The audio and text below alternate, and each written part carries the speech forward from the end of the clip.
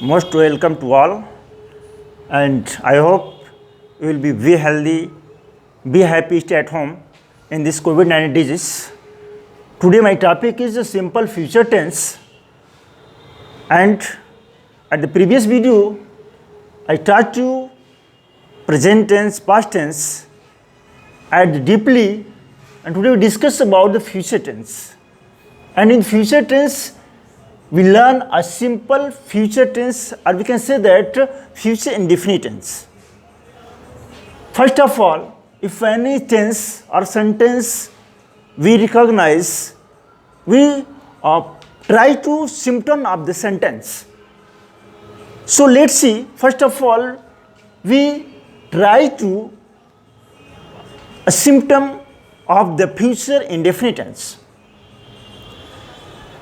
And I hope that will be hard work in this COVID-19, because at the previous news I read that a Delhi government warned that if you stay at home, be healthy and you should first your mind and be healthy body. So you will be able to make your body, your mind, and then you will try to understand the any matters in the study. So let us start without wasting of any times a simple future tense. बेटा आज हम future tense के बारे में पढ़ेंगे, और future tense में हम सिंपल फ्यूचर के बारे में देखेंगे, और मुझे आशा है कि आप सभी लोग अच्छे होंगे। ईश्वर से मैं प्रार्थना करता हूं कि आप सभी लोग अच्छे रहें और दूसरे की सुरक्षा के बारे में ध्यान दें, और आप सभी लोग घर पर रहें, अपने माइंड को स्वस्थ रखें, सही रखें, और अपने शरीर को दोनों को सही रखेंगे तो आप जो भी स्टडी करेंगे, जो भी आप पढ़ेंगे, बढ़िया समझ में आएगा बेटा। इसलिए आप सभी लोग अपने आप को सुरक्षित रखें, और सुरक्षित रखते हुए अपनी स्टडी को जारी रखें। किसी प्रकार कोई समस्या हो तो उसका बिल्कुल अपने आप को एक साहसपूर्वक उसका सामना करने का प्रयास करें, ठीक है। उससे आप हतोत्साहित ना हों, ठीक है। यह कुछ दिनों के लिए फिर समाप्त हो जाएगी महामारी ये, ठीक है, लेकिन इसमें आपको हम पढ़ाई को जारी रखना है। तो चलते हैं बेटा हम सिंपल फ्यूचर टेंस की तरफ। सिंपल फ्यूचर टेंस में जैसा कि हम बुकों में या कहीं भी पढ़ते हैं कि अगर किसी भी हिंदी वाक्य के अंत में, हिंदी वाक्य की क्रिया में या क्रिया के अंत में गा गी गे शब्द हो, क्या हो, गा गी गे शब्द हो, गा गी गे शब्द हो, तो वो फ्यूचर टेंस होता है। बिल्कुल सत्य बात है, बट लेकिन थोड़ा सा हम आपको एक अलग से एक न्यू परसेप्शन, न्यू कंसेप्शन के अकॉर्डिंग आपको हम आज टीचिंग करने जा रहे हैं, पढ़ाने जा रहे हैं। और हम हिंदी के साथ साथ सपोज दैट कि कहीं हिंदी ना हो, या मान लीजिए कि कोई दूसरी लैंग्वेज में हो, तो कोई जरूरी गागी ये शब्द आएगा, बंगला में हो, गुजराती में हो, ठीक है, तो वहाँ पर कोई जरूरी थोड़ा नहीं कि यही शब्द आएगा, ये शब्द वहाँ पर, ठीक, बहुत दूसरे वर्ड आ सकते हैं। इसलिए हम गागी के साथ साथ दूसरा कंसेप्शन ये समझेंगे कि यदि आपको ये लगे कि कोई भी प्लान, कोई भी एक्शन, सपोज दैट हम चलिए मान लीजिए यहाँ पर हम खड़े हैं, यहाँ पर हमारा प्रेजेंट है, प्रेजेंट में, तो प्रेजेंट में हम खड़े हैं, प्रेजेंट में हैं मान लीजिए हम, ठीक है, और प्रेजेंट में रहते हुए फ्यूचर की हम फ्यूचर की बात कहते हैं, ठीक है, फ्यूचर की प्लानिंग करते हैं, ठीक है। तो अगर हम फ्यूचर की बात कहते हैं, यहाँ पर आगे फ्यूचर की कोई बात करते हैं, ठीक है, तो सिंपल फ्यूचर में आ जाएगा। किसी में फ्यूचर में आएगा, सिंपल फ्यूचर में आएगा। अगर हम फ्यूचर में जैसे कह दे कि वह कल आएगा, वह कल आएगा, मैं कल दिल्ली जाऊंगा, ठीक है, तो फ्यूचर की बात है, ठीक है। तो इस तरह से फ्यूचर में अगर कोई भी हम कार्य करते हैं तो वो फ्यूचर सिंपल फ्यूचर हो जाएगा, ठीक है। अब इसमें क्या होता है, इसकी हम पहचान तो हिंदी में तो जो जानते हैं कि जिस हिंदी वाक्य अंत में गा गी गे शब्द आता है और फ्यूचर में कोई कार्य होने वाला, भविष्य में कोई कार्य घटना होने वाली है, तो उससे हम फ्यूचर कहते हैं, फ्यूचर टेंस कहते हैं, सिंपल फ्यूचर कहते हैं। लेकिन इंग्लिश में, ठीक है, हम लिख सकते हैं डेफिनेशन में, परिभाषा में यहाँ लिख सकते हैं बेटा, यहाँ पर डेफिनेशन में इंग्लिश में लिख सकते हैं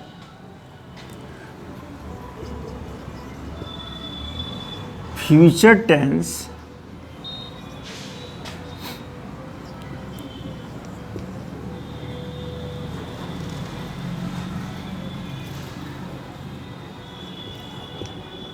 denotes an action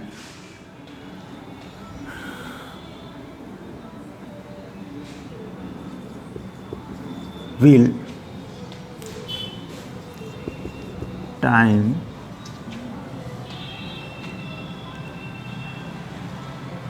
या ऐसे लिख सकते हैं शॉर्ट में इसको,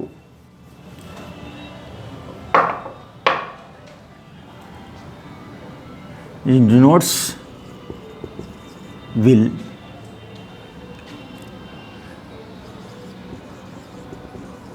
coming time in future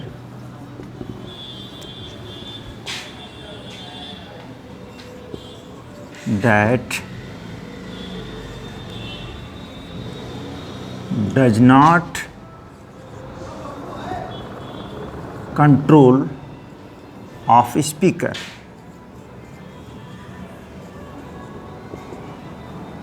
future tense denotes an action, future tense उस एक्शन के बारे में डिनोट्स करता है will coming time in future, जो फ्यूचर में अभी होने वाला हो, आने वाला हो, ठीक है, that does not control of speaker, और उसमें स्पीकर पर बोलने वाले पर जो वक्ता होता है, जो सब्जेक्ट होता है, उसका क्या होता है, अपने आप पर कंट्रोल नहीं होता है। भाई फ्यूचर की बात तो हो भी सकता है, नहीं भी हो सकता है, ठीक है, तो that is not certain of any plans, any action in the future, and if it is certain then we make that is change of the helping verb, ठीक है। लेट्स सी, ये हमारा जैसे फ्यूचर टेंस में definition लिख सकते हैं कि future tense is that tense in which any action is coming from in the future and that is not certain of speaker, that is called future tense, ठीक है। फ्यूचर टेंस की ये हमारी पहचान होती है कि कोई भी एक्शन, कोई भी कार्य जो फ्यूचर में होने वाला है अभी, ठीक है, फ्यूचर में भी वह कार्य भी घटित होने वाला है, तो वो फ्यूचर इंडेफिनिट टेंस होता है, ठीक है। इसको पहचान बस यही है कि कोई भी कार्य फ्यूचर में देखिए होने वाला है, फ्यूचर में प्लान अभी होने वाली है, फ्यूचर में कोई घटना होने वाली है, that is called future tense, ठीक है। अब इसमें हम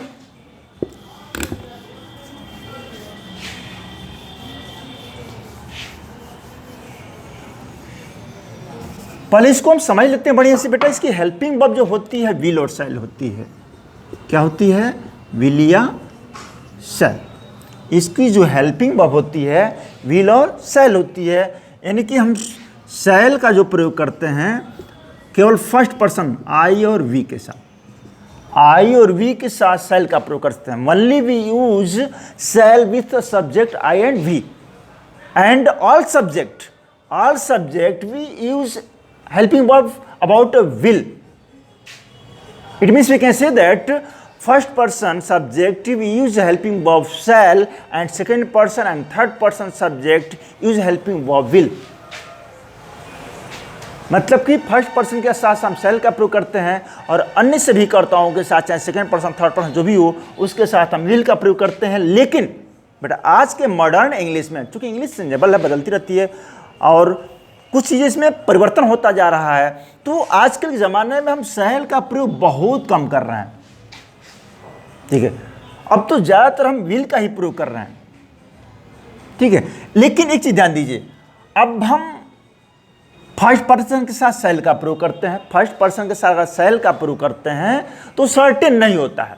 फ्यूचर में भी कुछ सर्टेन चीज़ें होती हैं, जैसे मैं तुमसे कल मिलूंगा, फ्यूचर की बात तो है, लेकिन मिलूंगा ये मेरा सर्टेन है कि मैं तुमसे मिलूंगा, ठीक है। और ऐसे कर वह कल घर आएगा, वह कल घर आएगा, पता ना आएगा कि नहीं आएगा, कब आएगा, कोई कंफर्म नहीं है, ठीक है। तो फ्यूचर में दो तरह की होती है। अगर इन हेल्पिंग वर्ब के साथ जो बनाया गया है, इन सब्जेक्ट के साथ जो हेल्पिंग वर्ब को सेट किया गया है, सेटअप किया गया है, तो उसमें हम अनसर्टेनिटी दिखाते हैं, उसमें निश्चित बातें नहीं होती हैं। लेकिन ठीक है, अगर इसी के साथ, अगर आई के साथ विल आ जाए, वी के साथ विल आ जाए, या ही सी इट के साथ शैल आ जाए, सेकेंड और थर्ड पर्सन के साथ शैल आ जाए, that is pointed about the certainty of the action. तो वह एक्शन को निश्चितता के बारे में दर्शाता है, प्रदर्शित करता है, ठीक है। उसके बारे में हम देखेंगे। तो अभी हम जैसे देखते हैं सिंपल पर स्ट्रक्चर के अनुसार,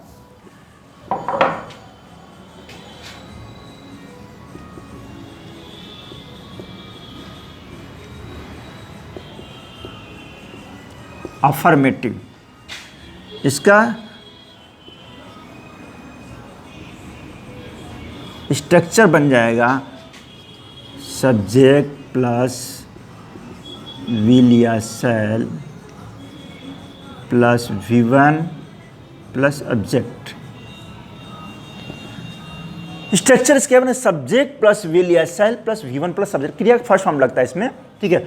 अब देखिए, अभी मैंने बताया कि सब्जेक्ट के बाद, ठीक है, अगर वह एक्शन फ्यूचर में कंफर्म और निश्चित हो, ठीक है, तो उसके साथ हम, ठीक है, जिसके साथ हम विल का प्रयोग करते हैं उसके साथ शैल का प्रयोग करेंगे, जिसके साथ शैल का प्रयोग उसके साथ विल का प्रयोग करते हैं। या ऐसे आसान से, अगर हिंदी वाक्य में अवश्य शब्द, जैसे मैं पढ़ूंगा, मैं पढ़ूंगा, तो कब पढ़ूंगा? Without planning, without any thinkings, that's incidentally happens. But if we make the plan of about any action and we can try to do, then we can change the helping verb of the subject. मतलब अगर उसको हम planning के तहत निश्चित करते हैं, उसको कोई भी कार्य को, तो वहाँ पर चेंज कर सकते हैं। जैसे कह दिया जाए कि मैं घर जाऊंगा, मैं घर जाऊंगा, मैं घर जाऊंगा, तब यहां बना सकते हैं कि I shall go to house, I shall go to house, ठीक है। लेकिन अगर नहीं कहते मैं अवश्य घर जाऊंगा, मैं अवश्य घर जाऊंगा, मैं अवश्य घर जाऊंगा, तो यहां पर हो जाएगा I will go to house. देख लीजिए यहीं पे difference, that is difference of both sentence. If मैं घर जाऊंगा, दैट्स पॉइंटेड अनसर्टेनिटीज, एंड मैं अवश्य घर जाऊंगा, ठीक है, यह आपको क्या रहता है? सर्टेनिटी दिखाकर अवश्य काम करूंगा, निश्चित। देखिए दोनों फ्यूचर में हो रहा है, लेकिन एक होता है निश्चित, एक निश्चित प्लान है, एक अनिश्चित प्लान है। तो अनिश्चित प्लान के लिए तो जो सेटअप है, जो सेट किया गया है हेल्पिंग वर्ब, उसी का प्रयोग कर लेंगे। जब निश्चित प्लान हो जाए, तो जिसके साथ विल का प्रयोग करते हैं उसके साथ शैल, जिसके साथ शैल का प्रयोग उसके साथ विल का प्रयोग करते हैं बेटा, ठीक है। और इसमें कुछ कंट्राडिक्शन है कि अब जैसे कुछ शॉर्ट फॉर्म, ठीक है, जैसे आई के साथ शैल, ठीक है, विल, उस कंट्राडिक्शन को शॉर्ट फॉर्म में लिखते हैं, उसको बाद में देख लेंगे। तो ये हमारा रहा सिंपल, ये हमारा रहा सिंपल, ठीक है। नेगेटिव में कुछ नहीं करना है,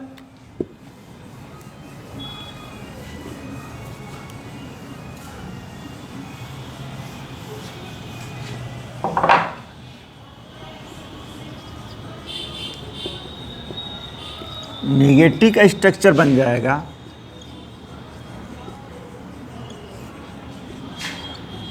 सब्जेक्ट प्लस विल या शैल plus not plus V1 plus subject, ठीक है। जैसे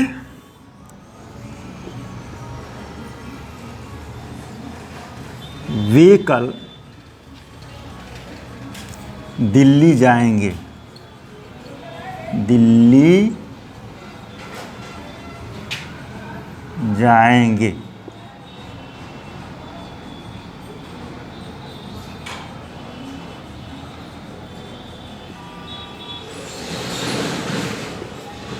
वे कल दिल्ली जाएंगे, ठीक है। अब वे कल दिल्ली जाए, अच्छा एक चीज ध्यान दीजिए इसमें, हम कभी कभी फ्यूचर इंडेफिनिट टेंस को प्रेजेंट कंटीन्यूअस टेंस में भी बना सकते हैं, ठीक है।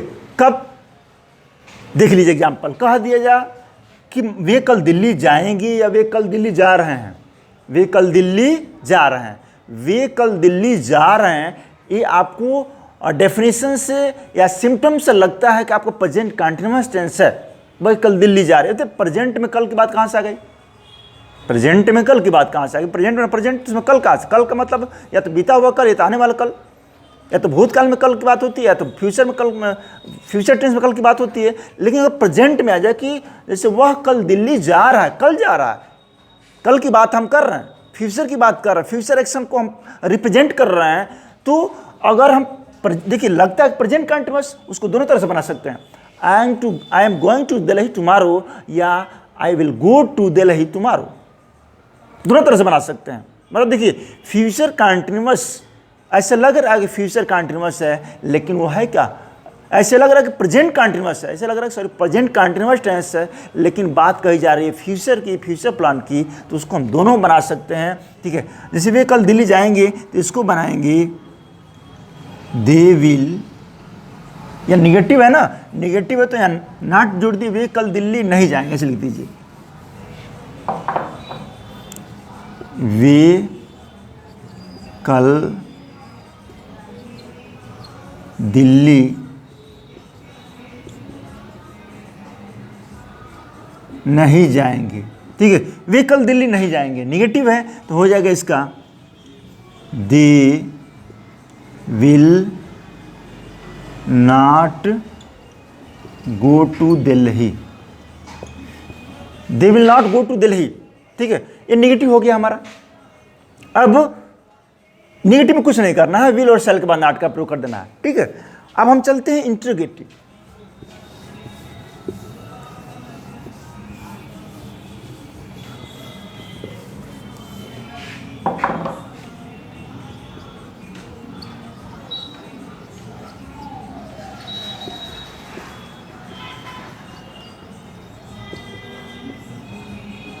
इंट्रोगेटिव फर्स्ट है, इसका स्ट्रक्चर बन जाएगा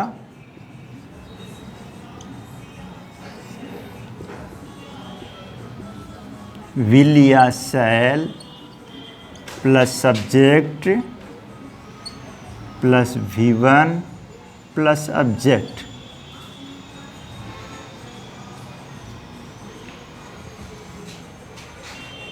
I discussed at the previous video or previous rules, if any question words comes before the subject, then we do not write the English of the question words, we use helping verb according to the subject.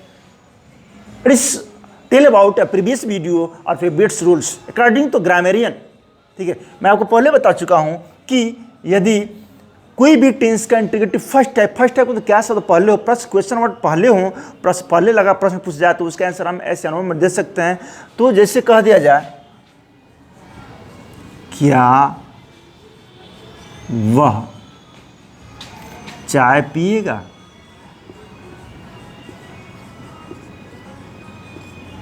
क्या वह चाय पिएगा, ठीक है।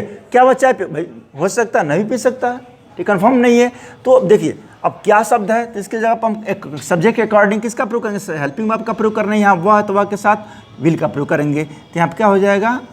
Will he take tea, will he take tea, will he take tea, क्या वह चाय पिएगा, ठीक है। प्रश्न पूछने के लिए हम ज़्यादातर प्रयोग कर सकते हैं will you go to school, will you go to school today, क्या तुम स्कूल जाओगे, ठीक है।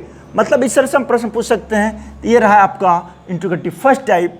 सेकेंड टाइप में, ठीक है, अच्छा इसमें क्या वह चाय पिएगा, क्या वह चाय अवश्य पिएगा, क्या वह चाय अवश्य पिएगा। तो जब अवश्य शब्द आ जाए तो मैं पहले बात कुछ नहीं करना है, जिसके साथ विल का प्रयोग करते हैं, जिस सब्जेक्ट के साथ उसके साथ विल का, जिसके साथ सेल का प्रयोग कर रहे हैं तो उसके साथ विल, और जिसके साथ सेल का प्रयोग कर रहे हैं उसके साथ विल का प्रयोग कर देंगे। That's rules of the grammars in the certainties and uncertainties in the simple future tense. We can use of this helping verb, यही हम इसका प्रयोग कर सकते हैं। अब हम चलते हैं सेकंड टाइप।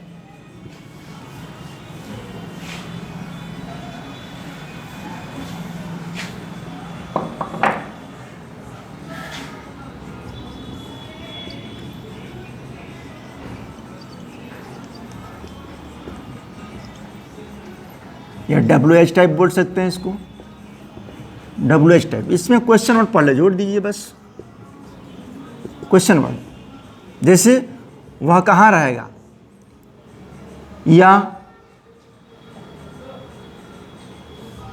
तुम क्यों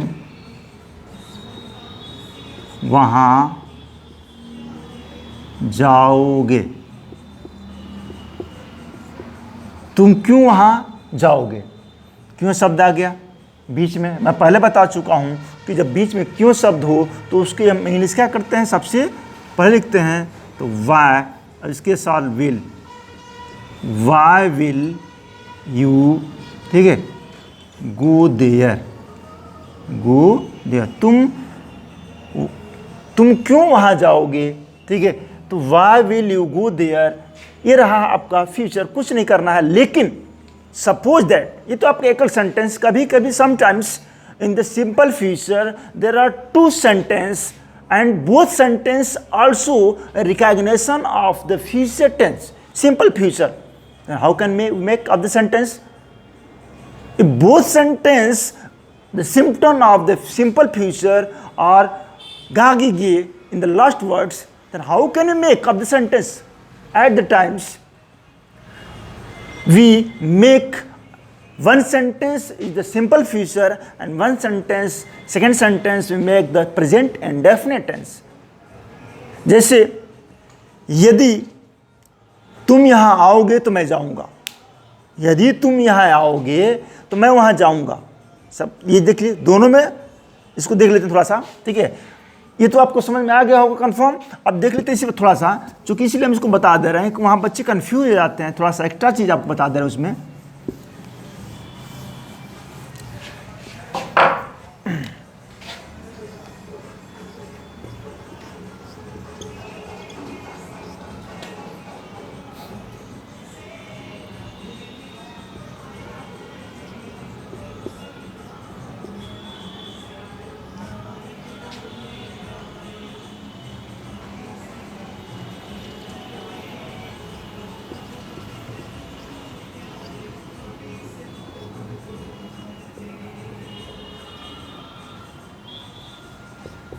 मैं वहाँ जाऊँगा, यदि तुम आओगे तो मैं वहाँ जाऊँगा। अब देखिए ये दोनों का सिम्टम दिखा रहे हैं आपको, गा गे, ठीक है। अब इसको कैसे बन, क्या दोनों को सिंपल फ्यूचर में बना देगा, नो। ऐसे में क्या करते हैं कि जो यदि शब्द से हो, ठीक है, यदि इसमें कंडीशनल सेंटेंस हो, यदि तुम आओगे तो उसको क्या बनाते हैं, इसको बनाते हैं future indefinite, present indefinite tense में यदि वाले शब्द को बनाएंगे प्रेजेंट इंडेफिनिट टेंस में, और जो नेक्स्ट वर्ड है उसको बनाएंगे फ्यूचर इंडेफिनिट। इसमें कह सकते हैं कि if you come I shall go there, I shall go there.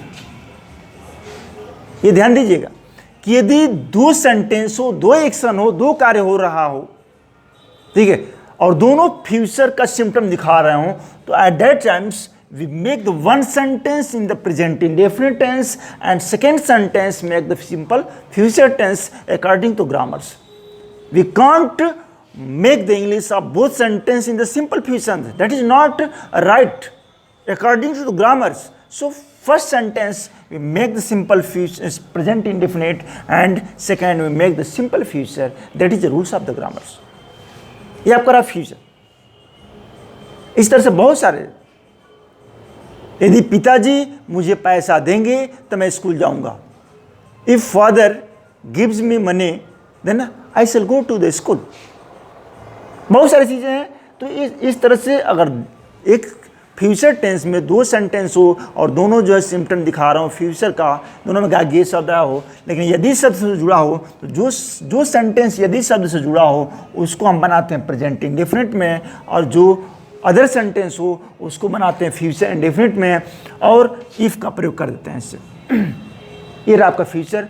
So today I discuss about a simple future tense, and I hope you will be study be carefully and hard work and stay at home, and don't any worry about this COVID-19 disease. If any problems, without hesitation you can ask, you can give the comment box if any replies. So thank you everyone, be happy, be healthy, stay at home and careful of the others in this COVID-19 disease. Thanks.